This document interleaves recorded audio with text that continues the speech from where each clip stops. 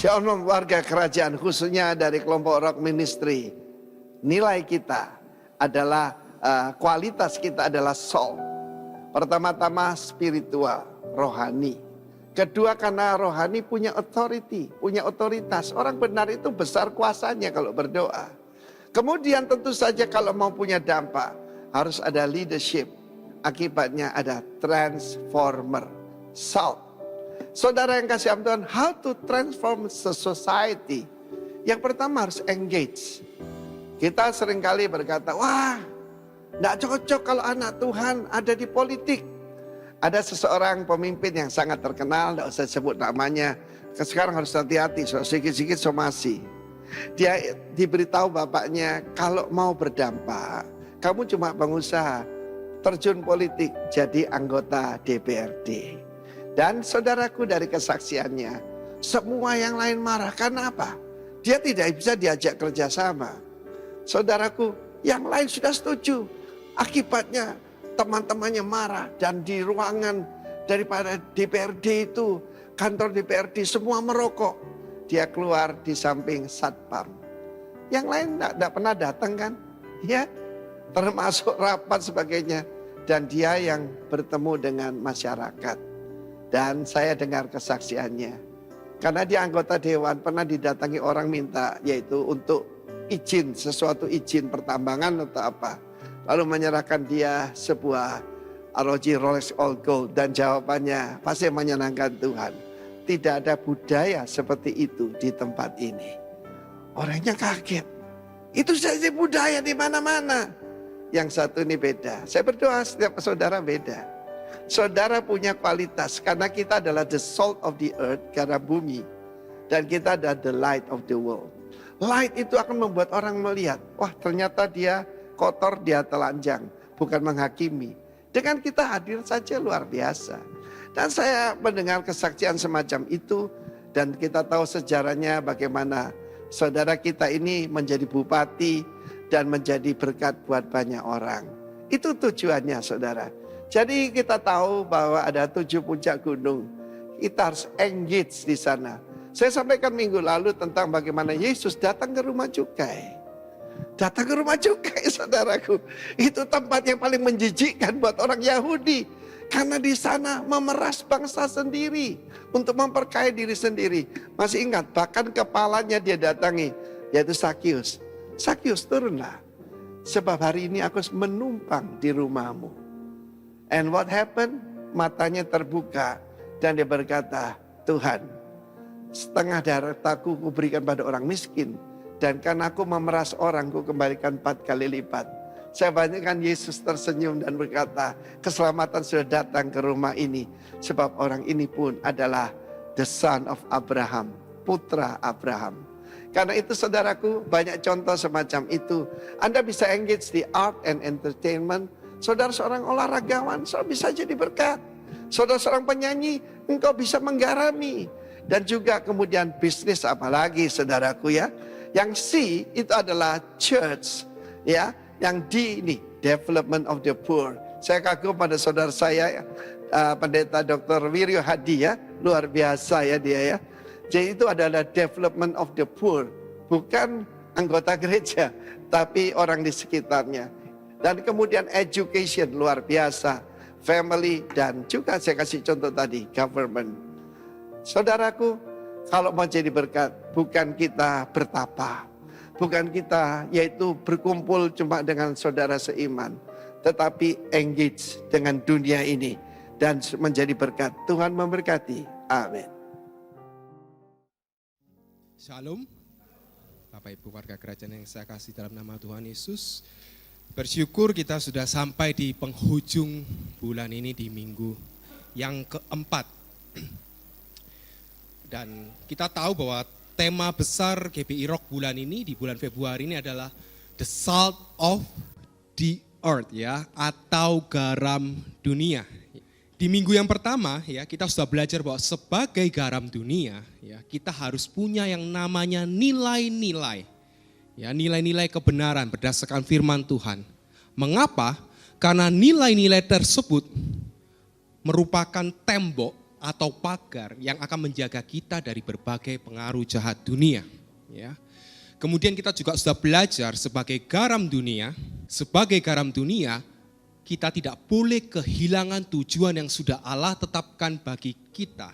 Karena kalau kita meleset dari tujuan tersebut, maka itu artinya kita hamartia, ya, meleset atau berdosa.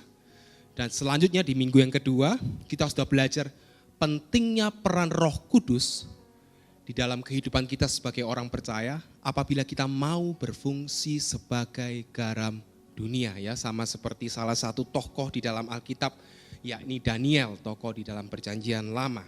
Dan pada saat pagi hari ini, ya, kita akan secara spesifik belajar mengenai jika garam itu menjadi tawar, ya. Bacaannya dari Kitab Matius 5 pasal yang 13, saya akan bacakan. Dikatakan, kamu adalah garam dunia. Jika garam itu menjadi tawar, dengan apakah ia diasinkan? Tidak ada lagi gunanya selain dibuang dan diinjak orang. Bicara mengenai garam, ya, kita sudah belajar di minggu yang kedua bahwa garam itu sebenarnya adalah sebutan untuk senyawa kimia, ya, yang terdiri dari ion positif dan ion negatif. Nah, sebenarnya terdapat banyak jenis garam, ya. Ada yang natrium klorida, kalium klorida, magnesium sulfat, ya, bahkan MSG kemarin disampaikan oleh Bapak Penatua, monosodium glutamat. Itu semuanya adalah jenis-jenis garam. Namun memang yang paling kita kenal itu adalah garam dapur, ya, table salt bahasa Inggrisnya. Dengan rumus kimianya adalah NaCl, Na plus Cl min. Ya, karena ion positif dan ion negatif. Nah, kalau kita bicara mengenai garam yang rasanya asin, maka garam yang dimaksud itu pasti adalah garam NaCl, ya, natrium klorida. Dan perlu diketahui bahwa NaCl ini tidak bisa kehilangan rasa asinnya, ya. Pernah nggak sih kita sebenarnya nemu uyah itu tiba-tiba jadi tawar? Sebenarnya tidak pernah gitu, ya. Namanya garam dapur kalau 99% mendekati 100% itu tidak akan bisa kehilangan rasa asinnya. Nah, lalu yang menjadi pertanyaan, terus apa yang dimaksud oleh Yesus ketika Yesus mengatakan jika garam itu menjadi tawar? Padahal kita tahu secara kimia yang namanya NaCl itu tidak bisa kehilangan rasa asinnya. Terus kok Yesus ngomong seperti itu? Nah, oleh karena itu kita harus mengerti konteks pada masa itu. Pada masa itu, ya, pada masa Yesus, garam yang digunakan itu seringkali garam yang tidak murni, Bapak Ibu, ya. Jadi bukan seperti sekarang. Kalau sekarang enak sudah diplastikin, ya, saya nggak sebut merek, ya, itu sudah asin pasti. Kalau zaman dulu tidak. Ya, artinya tidak hanya NaCl saja yang asin, tapi juga mengandung unsur dan senyawa lainnya yang juga tidak asin. Dan kalau semisal garam yang tidak murni itu terkena air, menjadi basah, maka kandungan NaCl-nya akan larut, Bapak Ibu. Dan kalau kandungan tersebut larut, yang tersisa kira-kira apa? Ya cuma unsur dan senyawa yang tidak asin lagi. Sehingga yang dimaksud oleh Yesus ketika ia mengatakan garam menjadi tidak tawar, menjadi tidak asin lagi, itu adalah ketika garam mengandung lebih banyak senyawa yang bukan NaCl. Ya, sehingga rasanya tidak lagi asin, seolah-olah menjadi tawar. Ya, saya harap Bapak Ibu bisa memahami, ya. Nah, namun untuk supaya kita bisa lebih memahami lagi, saya coba beri contoh kepada Bapak Ibu, ya. Di depan itu ada 3 buah wadah, Bapak Ibu. Ya, wadah yang pertama itu garam NaCl 99%, artinya hampir murni. Kemudian di wadah yang kedua itu ada garam NaCl 50%, sisa separuhnya anggap saja tepung, ya, yang warnanya sama-sama putih. Kemudian di wadah yang nomor 3, garamnya cuma 10%, garam NaCl yang asin. Sisanya 90% tepung. Nah, sekarang izinkan saya bertanya kepada Bapak Ibu warga kerajaan, kira-kira kalau saya ngambil 1 sendok dari masing-masing wadah, kemudian saya mengaduknya di segelas air dengan volume yang sama, kira-kira yang rasanya paling asin itu gelas nomor berapa Bapak Ibu? Nomor 1. Terus kira-kira yang rasanya paling tawar itu gelas nomor berapa? Nomor 3. Ya, dari sini semoga kita bisa memahami ya. Jadi yang kandungan NaCl-nya semakin sedikit, ya rasanya tawar. Itulah yang dimaksud oleh Yesus. Nah, next, kita sebagai orang percaya pun kita tuh seharusnya berfungsi sebagai garam dunia. Garam dunia yang rasanya apa Bapak Ibu? Yang asin. Tetapi kita sebagai orang percaya itu bisa kehilangan rasa asin kita apabila masih banyak unsur dan senyawa yang tidak asin dalam kehidupan kita, yang tidak berfungsi. Nah, hal tersebut berbicara mengenai apa? Masih terdapat banyak hal-hal di dalam kehidupan kita yang tidak ada bedanya dengan dunia. Ya. Nah, kalau kita sebagai orang percaya tidak berbeda dengan dunia, bagaimana kita bisa menjadi garam dunia, ya? Ketika pengaruh dunia masih kuat di dalam kehidupan kita, kita tidak akan pernah bisa menjadi garam dunia. Ketika kita masih banyak kompromi dengan dunia, kita tidak akan pernah bisa menjadi garam dunia. Nah, tapi ada masalahnya Bapak Ibu. Apa masalahnya? Yang namanya dunia ini tidak pernah berhenti memberikan pengaruh jahatnya kepada kita dengan berbagai cara. Terus diberikan pengaruh jahat. Tujuannya apa? Tujuannya adalah supaya kita menjadi serupa dengan dunia. Tidak lagi menjadi garam yang asin, tapi kita jadi tawar. Lah sama dengan dunia kok. Ya, oleh karena itu pagi ini kita akan belajar gimana sih dunia itu mempengaruhi kita. Cara-cara dunia mempengaruhi kita. Harapannya kalau kita tahu bagaimana dunia mempengaruhi kita bisa mencegahnya. Ya, kita bisa mencegah pengaruh jahat dunia. Oke, kita akan sama-sama pelan-pelan belajar. Kita akan belajar dari Alkitab tentunya. Dari kitab Daniel pasal yang pertama, ayat pertama hingga ke-7 ya. Saya akan pelan-pelan bacakan. Pada tahun yang ketiga pemerintahan Yoyakim Raja Yehuda, datanglah Nebukadnezar Raja Babel ke Yerusalem lalu mengepung kota itu. Tuhan menyerahkan Yoyakim Raja Yehuda dan sebagian dari perkakas-perkakas di rumah Allah ke dalam tangannya. Semuanya itu dibawanya ke tanah Sinear, ke dalam rumah dewanya. Perkakas-perkakas itu dibawanya ke dalam perbendaharaan dewanya. Lalu raja bertitah kepada Aspenas, kepala istananya, untuk membawa beberapa orang Israel yang berasal dari keturunan raja dan dari kaum bangsawan. Yakni orang-orang muda yang tidak ada sesuatu celah, yang berperawakan baik, yang memahami berbagai-bagai hikmat, berpengetahuan banyak dan mempunyai pengertian tentang ilmu. Yakni orang-orang yang cakap untuk bekerja dalam istana raja. Supaya mereka diajarkan tulisan dan bahasa orang Kasdim. Dan raja menetapkan bagi mereka pelabur setiap hari dari santapan raja dan dari anggur yang biasa diminumnya. Mereka harus dididik selama 3 tahun dan sesudah itu mereka harus bekerja pada raja. Di antara mereka itu ada juga beberapa orang Yehuda, yakni Daniel, Hananya, Misael, dan Asaria. Pemimpin pegawai istana itu memberi nama lain kepada mereka. Daniel dinamanya Beltsasar, Hananya dinamai Sadrak, Misael dinamanya Mesak, dan Asaria dinamanya Abednego. Pada bacaan tersebut dikisahkan bagaimana Babel ya itu berhasil mengepung Yerusalem. Dan Raja Babel, Nebukadnezar itu membawa sebagian perkakas bait Allah ke tanah Sinear. Tanah Sinear ini tanahnya Babel.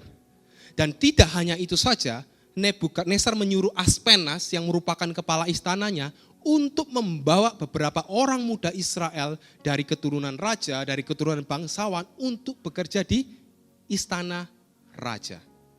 Kemudian Babel melakukan beberapa hal kepada orang-orang muda Israel tersebut. Ya, ini nanti yang akan kita pelajari. Supaya apa? Supaya mereka dapat berasimilasi dengan budaya Babel. Kalau kita melihat hal ini dari kacamata rohani, apa yang dilakukan Babel terhadap orang-orang muda Israel, itu adalah sebuah gambaran bagaimana dunia selalu berusaha membuat orang-orang percaya berasimilasi dengan dunia. Terserap oleh pengaruh dunia. Di mana seharusnya kita sebagai orang-orang percaya, kita itu adalah anak-anak raja. Harusnya kita menjadi perwakilan kerajaan Allah di dunia ini. Tetapi Babel berusaha mempengaruhi kita. Sama halnya dengan dunia ya, Babel ini, sebelumnya Babel itu berasal dari kata balal. Kita tahu ya kisah mengenai menara Babel itu artinya mengacaukan ya, mencampur adukan, membuat bingung.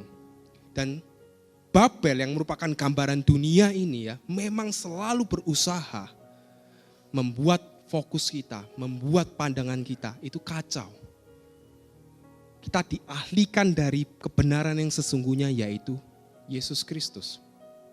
Oke, kita akan belajar hal-hal apa saja yang dilakukan oleh Babel kepada orang-orang muda Israel. Ya, strategi dunia dalam membuat orang-orang percaya kita semua untuk bisa berasimilasi dengan budaya dunia yang jahat. Ya, budaya dunia ada yang baik, ada yang jahat. Ingat itu. Hal yang pertama yang dilakukan oleh Babel adalah mereka mengajarkan tulisan dan bahasa Kasdim.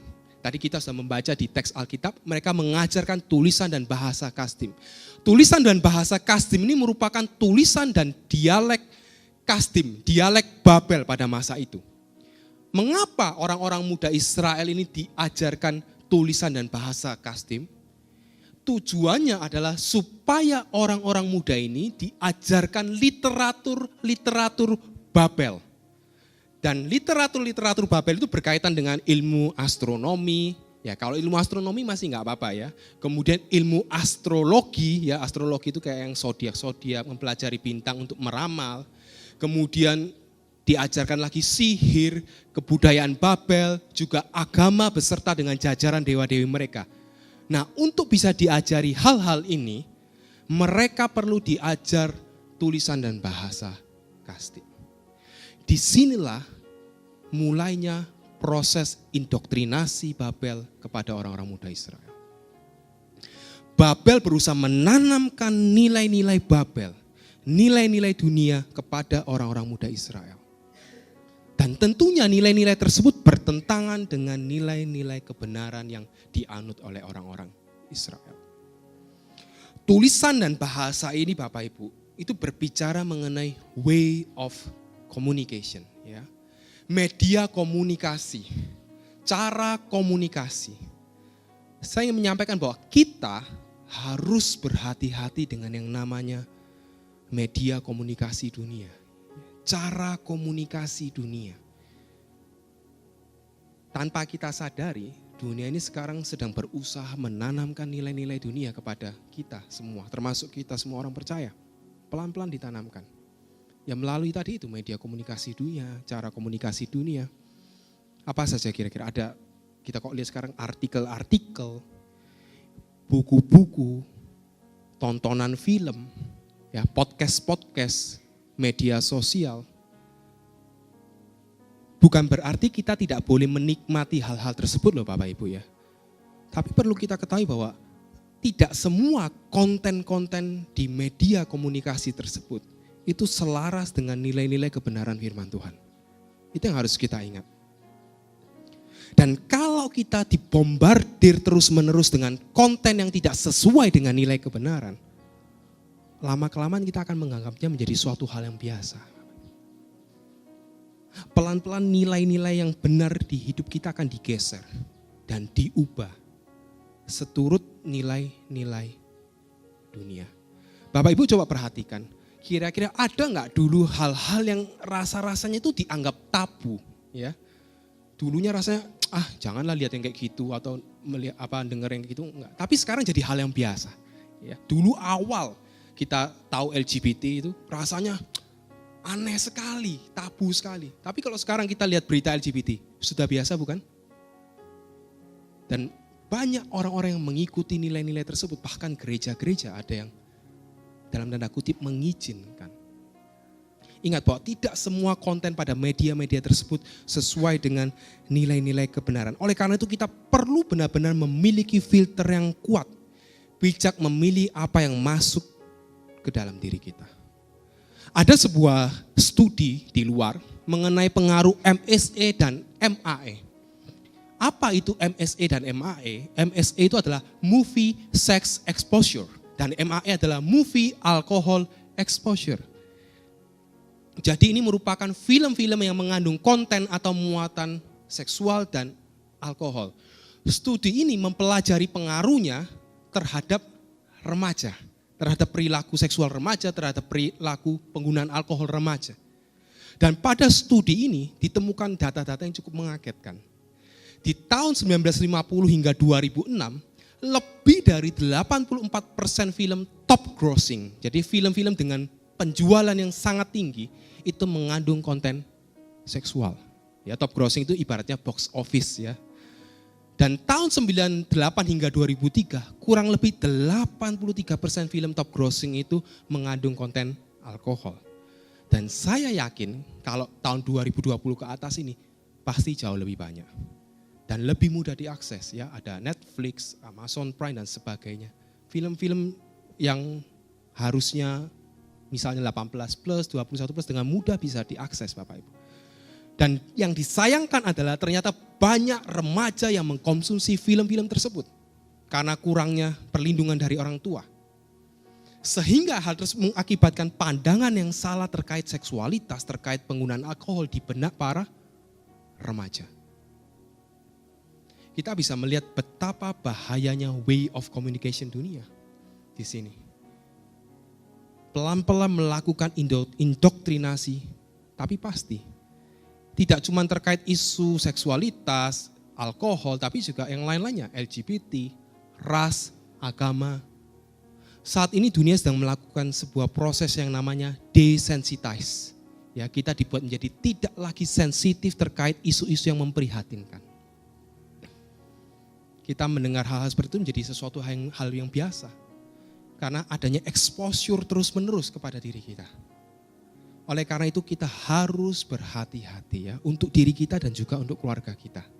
Oke, kita akan lanjutkan. Hal kedua yang dilakukan oleh Babel kepada orang-orang muda Israel adalah memberi makan dan minum dengan santapan Raja Babel. Ya, jadi orang-orang muda Israel ini diberikan ransum makanan dan minuman dari santapan Raja Babel. Dan pada konteks masa itu, bangsa-bangsa yang menyembah berhala termasuk Babel itu selalu mempersembahkan daging mereka, anggur mereka kepada ilah-ilah mereka. Sehingga anggur dan daging tersebut menjadi sesuatu yang najis. Dan kalau orang-orang muda Israel tersebut menerima, kemudian makan daging dan minum anggur tersebut, maka mereka menajiskan diri mereka di hadapan Allah. Sama halnya dengan Babel ya, dunia saat ini selalu berusaha untuk memberikan makanan dan minuman yang najis. Coba kita perhatikan. Bagaimana dunia memberikan tawaran-tawaran yang syarat akan dosa. Ya, dari smartphone kita bisa ya judi online, prostitusi online, ya tawaran-tawaran yang penuh dengan dosa itu semakin mudah Bapak Ibu. Melanjutkan dari studi yang tadi, yang di poin pertama, kan tadi kita sudah tahu bahwa film-film itu memberikan pengaruh yang buruk ya kepada para remaja sehingga mereka punya persepsi yang salah terkait seksualitas, terkait alkohol. Dan kalau kita boleh jujur, dunia ini memberikan fasilitas-fasilitas yang sangat berlimpah berkaitan dengan hal-hal tersebut. Ya, tawaran-tawaran dunia berkaitan dengan seksualitas, alkohol dan kawan-kawan sepaket itu sangat luar biasa Bapak Ibu ya. Dari muda-muda mungkin usia SMP, SMA udah biasa istilah clubbing, party. Itu sudah bagi mereka bukan hal yang salah. Dan tidak heran pada akhirnya hasil studi mendapati banyak remaja terlibat perilaku seksual dini serta penggunaan alkohol dini karena apa? Hanya karena pengaruh tontonan film Bapak Ibu yang mengandung konten seksual dan alkohol. Simple kelihatannya. Jadi kalau kita perhatikan sebenarnya poin pertama dan poin kedua ini memang berurutan Bapak Ibu. Di poin yang pertama, melalui media komunikasi dunia, melalui cara komunikasi dunia, nilai-nilai kita tuh digeser, pelan-pelan digeser, hingga akhirnya berubah seturut nilai dunia. Itu yang poin pertama tadi. Di poin yang kedua ini, dunia menyodorkan tawaran-tawaran yang syarat akan dosa. Nah, orang yang tadinya di poin pertama sudah menganut nilai-nilai dunia karena kena exposure terus-menerus, dengan mudah di poin kedua ini dia akan menerima tawaran tersebut dan menikmati tawaran tersebut. Saya menyampaikan ini bukan hanya untuk kita saja Bapak Ibu ya. Karena apa? Karena saya punya anak kecil dan ini merupakan concern saya untuk generasi di bawah kita. Karena terjadi pergeseran yang luar biasa Bapak Ibu di zaman sekarang. Zaman dulu orang kalau misalnya konotasinya masuk diskotik itu wah sudah kesannya sudah ini. Zaman sekarang anak muda masuk klub, gaul, beda dengan zaman dulu. Ada pergeseran-pergeseran. Saya berharap kita benar-benar kawal terus diri kita dan juga generasi di bawah kita. Ya generasi yang tadi didoakan itu ya mereka polos-polos itu. Tapi kalau mereka keluar ke dunia, mereka tidak siap, kita tidak mempersiapkan mereka menjadi garam dunia. Mereka akan terlibas habis Bapak Ibu. Yang sudah dipersiapkan saja masih bisa miss, apalagi yang tidak dipersiapkan. Ya. Jadi saya dengan kesungguhan hati mengajak kita semua untuk benar-benar, ayo kita mempersiapkan diri kita dan juga generasi-generasi di bawah kita. Oke, kita akan melanjutkan. Hal ketiga yang dilakukan oleh Babel adalah mereka mengubah nama orang-orang muda Israel Bapak Ibu.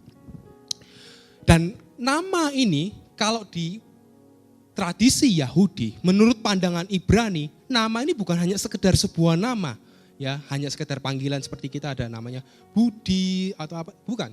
Tetapi nama ini melambangkan sebuah identitas, melambangkan suatu pribadi, maknanya begitu dalam.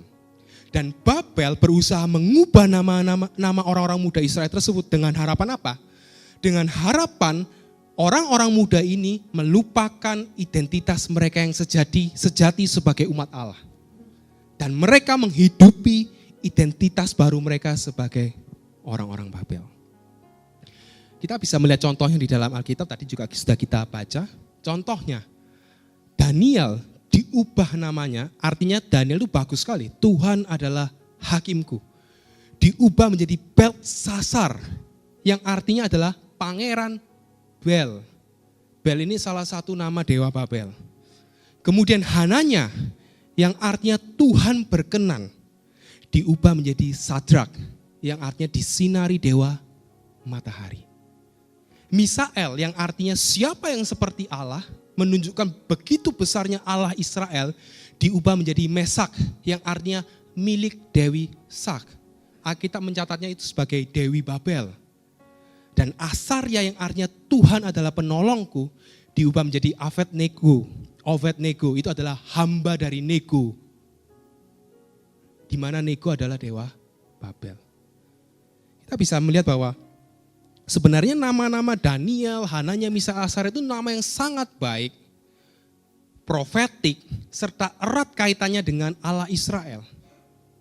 Tetapi Babel tidak mau berhenti sampai di sana Bapak Ibu. Babel mau mengubah nama mereka dan mengasosiasikannya, menghubungkannya dengan dewa-dewi Babel. Saya ingin menyampaikan bahwa identitas kita yang sejati itu adalah seharusnya ciptaan baru di dalam Kristus. Amin Bapak Ibu. Kita harusnya adalah anak-anak Allah, umat kepunyaan Allah sendiri. Tetapi dunia selalu ingin mengembalikan identitas kita kepada identitas yang lama. Menjadi milik dunia. Ya, menjadi apa? Menjadi pangeran dunia. Pinginnya kita tuh disinarinya oleh dunia, bukan oleh Allah. Pinginnya kita menjadi milik dunia, pinginnya kita menjadi hamba dunia. Dunia ingin mengubah identitas kita sebagai orang percaya. Dan kalau semisal identitas kita sudah diubahkan menjadi hamba dunia, bagaimana kita bisa menjadi garam dunia? Dari apa yang kita pelajari, dari 3 hal yang sudah kita pelajari tentang apa saja yang dilakukan Babel kepada orang-orang muda Israel, kita bisa melihat bahwa cara Babel mempengaruhi seseorang itu begitu TSM, Bapak Ibu. Ada yang tahu kepanjangnya TSM? Terstruktur, sistematis, dan masif. Tapi ini bukan kecurangan pemilu, Bapak Ibu, ya. Ini pengaruh dunia. Tapi memang benar, terstruktur, sistematis, dan masif. Apalagi sekarang semakin masif. Dan saya yakin di antara segitu banyak orang-orang muda Israel yang dibawa ke Babel, kira-kira ada yang terpengaruh atau tidak, Bapak Ibu? Ada nggak? Pasti ada. Tapi kita tahu Alkitab mencatat ada 4 orang, 4 pribadi yang walaupun mereka diajar tulisan dan bahasa Kasdim, walaupun nama mereka diubah, mereka tetap menjaga identitas sejati mereka di hadapan Allah. Mereka tetap tidak menajiskan diri mereka di hadapan Allah. Siapa Bapak Ibu mereka? Ya ini Bapak Ibu orang-orangnya, ya. Daniel, Hananya, Misael, dan Asaria. Ya saya harap kita sekarang menggunakannya jangan Sadrak, Mesak, Abednego ya. Terutama guru-guru sekolah minggu. Karena artinya itu dikaitkan dengan dewa-dewi Babel Bapak Ibu. Lebih baik menggunakan kalau nanti mau punya anak, punya cucu, lebih baik dikasih nama Hananya, Misael, Asaria, Daniel. Itu artinya baik dan profetik. Oke, yang menjadi pertanyaan adalah mengapa Daniel, Hananya, Misael, dan Asaria ini tidak terpengaruh oleh pengaruh Babel? Ya, kok bisa sih mereka tetap teguh dengan identitas mereka sebagai umat Tuhan, sebagai garam dunia? Ya, kita akan belajar secara singkat. Yang pertama adalah mereka menjaga serta menaati perintah Allah. Tahu dari mana? Ketika Hananya, Misael, dan Asaria diperhadapkan dengan dapur api, mereka tetap tidak mau menyembah patung emas, Bapak Ibu. Mengapa? Karena mereka menjaga serta menaati perintah Allah yang pertama. Ada yang masih ingat Bapak Ibu perintah pertama di 10 perintah Allah? Jangan ada Allah lain padamu di hadapanku. Ya. Dan Hananya, Misael, Asaria menjaga perintah tersebut. Mereka nggak mau say no to Allah-Allah lain. Begitu juga dengan Daniel, ketika ada larangan untuk menyampaikan doa atau permohonan kepada siapapun selain raja, Daniel tetap enjoy aja, dia tetap menaikkan doa dan permohonannya kepada Allah. Artinya Daniel tetap menjaga serta menaati perintah Allah yang pertama lagi, dia cuma menyembah kepada Allah Israel. Mereka ini adalah contoh-contoh pribadi yang menuliskan perintah Allah di loh hati mereka. Yang menjadi tulisan mereka, bahasa mereka yang sejati bukan tulisan atau bahasa Kasdim. Yang menjadi makanan mereka bukan makanan raja, minuman mereka bukan minuman raja. Tetapi yang menjadi tulisan, bahasa, makanan, dan minuman mereka adalah firman Allah yang hidup dan kekal. Itu yang membedakan mereka dari Babel. Dan yang menjadi pertanyaan adalah bagaimana dengan kita? Apa kita sudah menjaga serta menaati perintah Allah di dalam kehidupan kita? Dan bagaimana kita bisa menjaga serta menaati perintah Allah kalau kita tidak pernah membaca firman-Nya, kalau kita tidak tahu isi firman-Nya? Tidak bisa, Bapak Ibu. Saya yakin Daniel, Hananya, Misael, dan Asaria ini rajin membaca dan merenungkan Taurat Tuhan siang dan malam. Sehingga mereka bisa menjaga salah satu perintah, yaitu jangan ada Allah lain di hadapan. Oleh karena itu Bapak Ibu, ayo kita tetap semangat ya.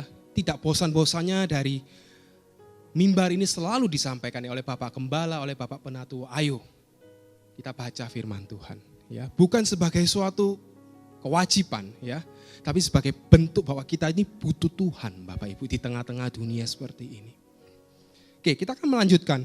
Yang kedua, kenapa Hananya, Misael, dan Asaria bisa tidak terpengaruh oleh Babel? Yang kedua adalah mereka hidup berjalan dalam tuntunan Allah, Bapak Ibu. Hal ini berbicara bagaimana Roh Kudus yang merupakan pribadi Allah sendiri menuntun hidup mereka. Nah, di poin ini saya tidak akan membahas banyak-banyak karena sudah dibahas oleh Bapak Penatua di minggu yang kedua ya mengenai Roh Kudus. Ya. Dikatakan di dalam kitab Daniel bahwa Daniel ini punya roh yang luar biasa, excellent spirit. Dan ketika Hananya, Misael dan Asaria berada di dapur perapian itu, Raja Nebukadnezar melihat sosok yang menyerupai anak dewa katanya.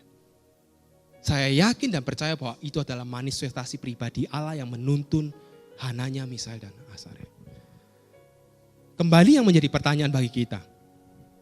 Apakah dalam kehidupan kita sudah hidup berjalan dalam tuntunan Allah? Apakah sehari-hari kita sudah minta Roh Kudus tolong pimpin langkah saya, tolong. Atau kita berjalan ya dengan kepintaran kita, dengan hikmat kita sendiri, kita bisa kok, bisa sendiri. Kita gak butuh Tuhan. Berjalan semau gue. Satu hal yang ingin saya sampaikan Bapak Ibu. Kerinduan akan firman Allah, akan firman Tuhan. Serta kerinduan akan tuntunan Roh Kudus. Itu hanya bisa muncul kalau seseorang merasa tidak dapat berbuat apa-apa tanpa Allah. Saya ulang Bapak Ibu, ini penting sekali. Kerinduan akan firman Allah, kerinduan akan tuntunan Roh Kudus itu hanya bisa muncul kalau kita merasa tidak dapat berbuat apa-apa tanpa Allah, tanpa Tuhan.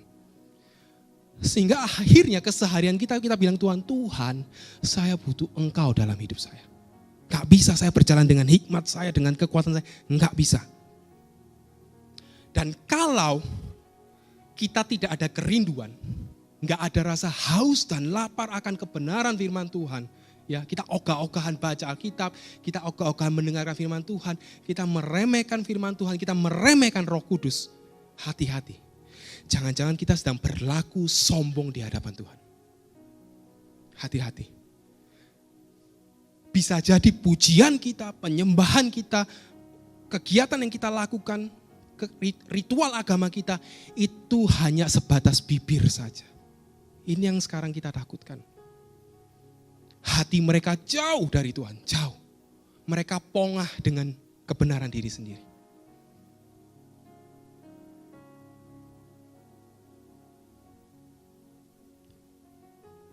Penyembahan yang sejati itu bicara tentang hidup Bapak Ibu. Hidup benar di hadapan Allah. Hidup sesuai dengan nilai-nilai kebenaran firman Tuhan. Itulah penyembahan yang sejati. Kalau kita memang begitu mengasihi Tuhan, ya, hidup kita memang Tuhan, saya mau jadi garam dunia, dan dari situ keluar pujian, penyembahan, baru itu penyembahan yang sejati Bapak. Nggak bisa kita cuman nyanyi-nyanyi apa kosong, tapi itu tidak bisa Bapak. Tidak bisa kita baca Alkitab hanya sekedar selesai, tahun ini saya selesai Kejadian Wahyu, tidak bisa. Tidak akan bisa powerful melawan pengaruh dunia. Kita jangan sombong Bapak Ibu ya, dunia itu kuat loh Bapak Ibu, kuat. Zaman dulu ya, kita ngomong, wah saya nggak menyembah berhala kok. Ya, saya nggak menyembah berhala kok, nggak menyembah patung-patung. Tapi Bapak Ibu tahu zaman dulu tuh ada istilahnya terafim. Terafim itu kayak patung-patung kecil segini. Mereka bawa kemana-mana, kalau mereka cari Tuhan ya mereka menyembah ini. Sekarang kita juga punya terafim kita loh di kantong kita. HP. Berapa jam yang kita habiskan untuk media sosial, baca artikel-artikel yang mungkin tidak penting. Ya kalau yang penting informasi, baik Bapak Ibu. Media sosial untuk kita berkabar dengan yang lain, untuk ada kepentingan, itu baik. Tapi kalau itu sudah menjadi berhala, hati-hati. Ingat, jangan kita merasa sombong dengan posisi kita, harta kita, kepintaran kita, pelayanan kita, kerohanian kita. Jangan. Coba sejenak tanggalkan itu semua, taruh itu semua. Coba biarkan kita telanjang di hadapan Tuhan. Minta Tuhan, selidiki hati saya, selidiki batin saya. Apakah saya sudah benar-benar hidup layak di hadapan? Atau saya masih hidup seperti dunia? Saya masih terkena pengaruh dunia. Tuhan, apakah saya benar-benar cuma mencari perkenanan-Mu saja ya Tuhan ya? Atau saya masih mencari popularitas, perkenanan manusia? biarkan Tuhan menyelidiki hati dan batin kita. Kita bisa menjadi garam dunia hanya kalau kita dengan kerendahan hati menyerahkan hidup kita kepada Allah. Dan Allah bekerja melalui hidup kita. Tidak ada cara lain Bapak Ibu. Itu yang dilakukan oleh Daniel, Hananya, Misael, dan Asaria. Mereka bukan sedang menonjolkan kepintaran mereka, kehebasan mereka. Ya, itu sebuah bonus saja. Bonus yang tidak perlu kita cari. Kalau kita langsung sama sumbernya, otomatis. Selama itu digunakan untuk memenuhi tujuan Allah. Pagi hari ini saya tidak akan menutup renungan saya dengan konklusi seperti biasanya.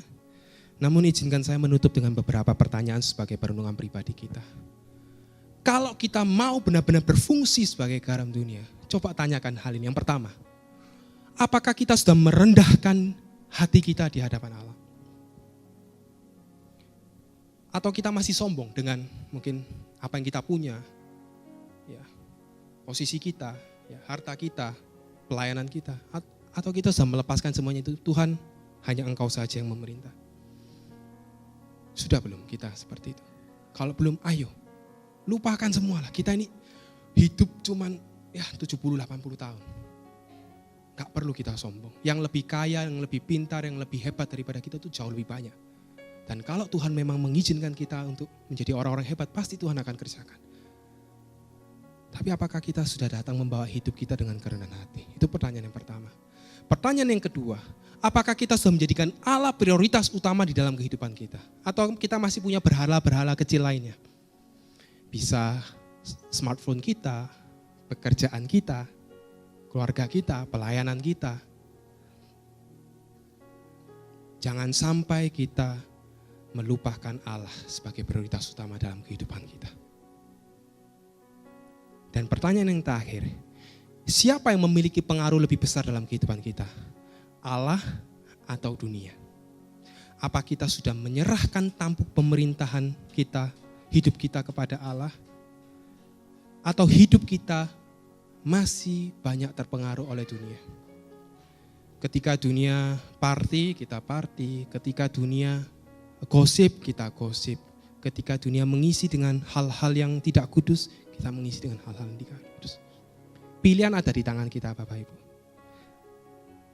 Tapi sekali lagi untuk kesemuanya itu butuh kerendahan hati. Saya kemarin sempat ketika sharing dengan anak-anak KKC, saya menyampaikan bahwa nilai yang paling saya anut itu adalah kerendahan hati Bapak Ibu. Bapak Ibu tahu malaikat yang jatuh sebagai iblis, dia jatuh karena apa Bapak Ibu?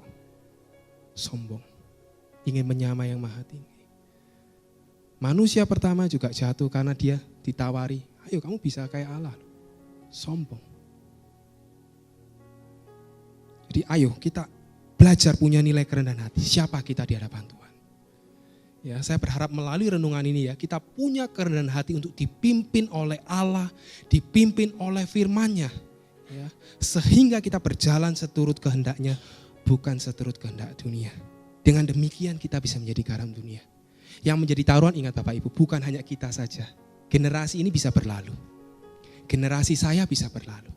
Tapi pertanyaannya, apakah Bapak Ibu mengasihi generasi di bawah kita? Mengasihi kan? Kalau mengasihi, ayo kita belajar dari diri kita. Ya, biarlah renungan ini tidak menjadi berkat bagi kita semua. Tuhan Yesus memberkati saya dengan